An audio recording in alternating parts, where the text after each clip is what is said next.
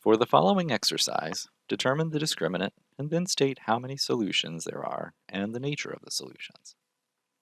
Now, the discriminant is just the part of the quadratic formula which you should know, x equals negative b plus or minus the square root of b squared minus 4ac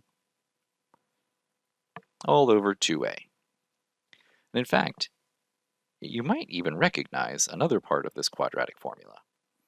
If I were to change this color, negative b over 2a, you might recognize that part as the vertex formula. So you really have two formulas in one. We have the vertex formula and the discriminant.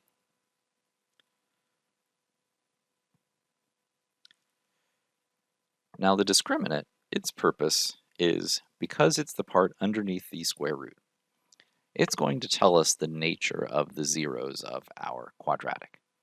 Because if this discriminant turns out to be a negative number, we're then taking the square root of a negative, which would result in imaginary solutions. If it becomes a perfect square, well then, if it's a perfect square, what happens is we have a factorable solution. So there's all kinds of different ways of determining the nature of the zeros using the discriminant. So let's see what the discriminant is in this case. Now, the general form of a quadratic is ax squared plus bx plus c, so that we can determine what the coefficients a, b, and c are.